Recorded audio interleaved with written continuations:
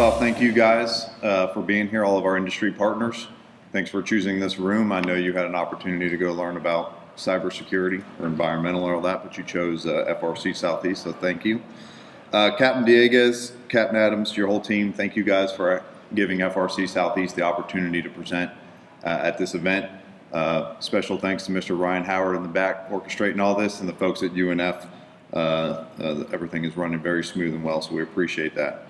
So Mr. Schwartz gave a fantastic brief this morning and hit on so many topics that we at FRC Southeast personally deal with every day. And I can't think of, hangar conditions, utilities, the things that me and my team deal with on a day basis that hit really home to me. So it's great to hear his words on that, and I think there's a great opportunity here. So what is FRC Southeast? So Fleet Readiness Center Southeast is part of Naval Air Systems Command, NAVAIR. We fall under FRC, which is located at Patuxent River, Maryland. We are one piece of 9 detachments or commands that fall under FRC. What we do is we support effective and efficient flight line readiness. The biggest thing for us ultimately is supporting that warfighter. We have got to produce aircraft for our warfighters to be able to do their missions. And that's ultimately at the end of the day what we're trying to do. The important part here is Fleet Readiness Center Southeast, aboard Naval Air Station Jacksonville, is one of 3 heavy depots. Marine Corps Air Station Cherry Point has FRC East, and then FRC Southwest is out in Coronado in San Diego. So Fleet Readiness Center Southeast, as I mentioned, one of the 3 depots. We are part of that organic industrial base that Mr. Schwartz mentioned. We have a critical mission to be able to get those aircraft back to the fleet. One of the first things I do with our new engineers and our new maintenance techs is I'm like, okay, so you got hired. What do we do here? Exactly what do you do? That great question. And for those who don't know, we are an aviation MRO facility. We are the Navy's aviation maintenance facility. Very similar to what Delta or Southwest or any of your planes that you might have flown on every week. We are just doing it on H-60s, F-18s, P-8s, all the Navy aircrafts. So for FRC Southeast, we started back in 1940. I thought that was a very great point that Mr. Schwartz mentioned, that there hasn't been a significant investment in facilities since 1945. And so when the city of Jacksonville gifted the land of the base, and then we ended up with our facility for about $1 million back in 1940, we've gone through plenty of name changes, but here we are today with our, what we call our little slice of heaven on the St. Johns River. It's amazing the amount of people who that lived in Jacksonville the whole year and are not aware of the capability and the facility we are. We are the largest employer in Northeast Florida and Southeast Jacksonville. We have over 4,000 employees, and we have a complement of production lines and capabilities back on Naval Air Station Jacksonville. Over 70 buildings, over 100 plus acres. It's a very large magnitude facility. It's amazing the capability and what our professionals can do there. A big piece of that piece there, while we operate as a non-for-profit, we try to operate at 0, trying to provide our services to the fleet. We do have $1 billion in revenue, and we hit that mark a few years back. So some of the things we do at Fleet Readiness Center Southeast, it's not just airframes. So we do F-18s, H-60s, trainer aircraft. We also do engines of F-414 that go on the Super Hornet. We do TF-34 for the Air Force as a partnership with them that goes in the A-10. We do associated engine components. We do all sorts of structural and mechanical components.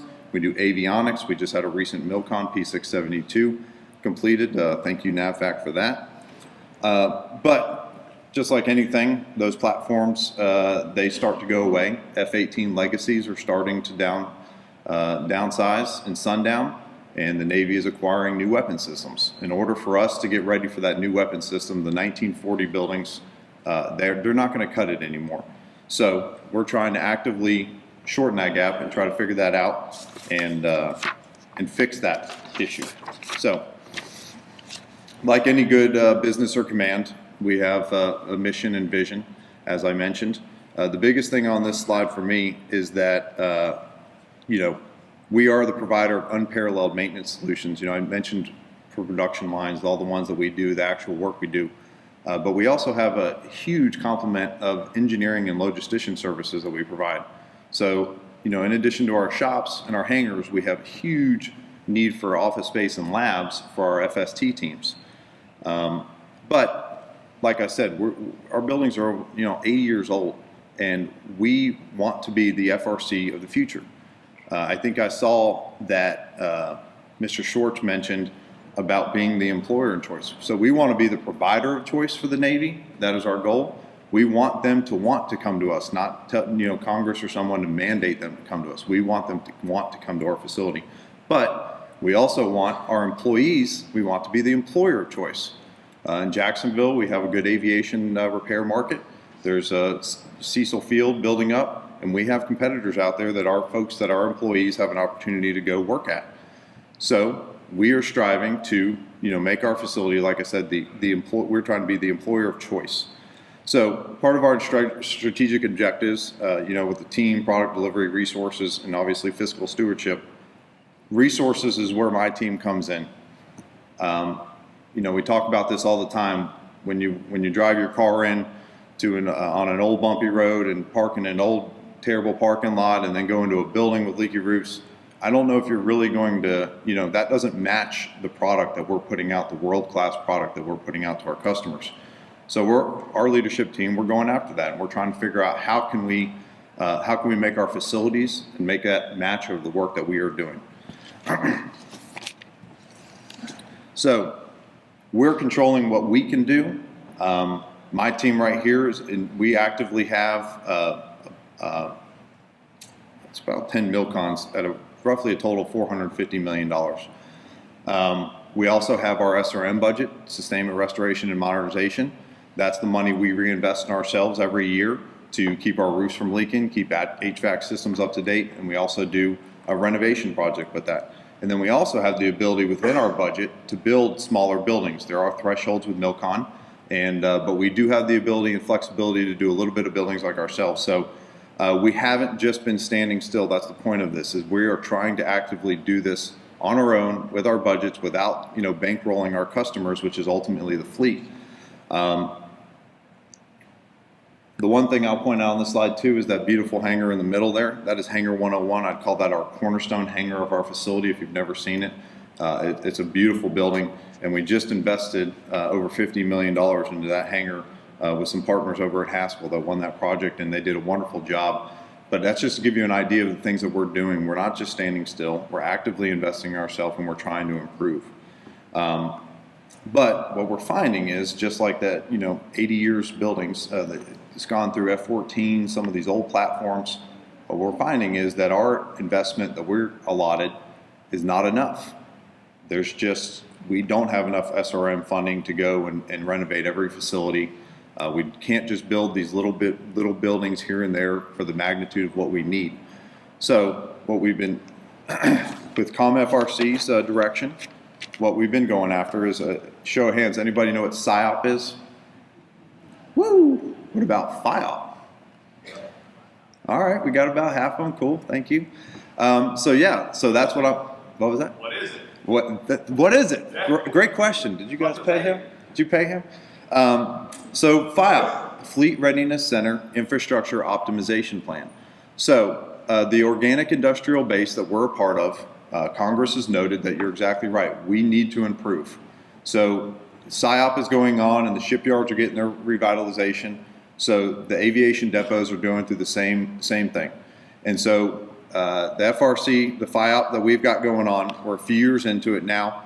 We're assessing all of our facilities, and we're trying to figure out where we can optimize and where it makes sense to fix/build.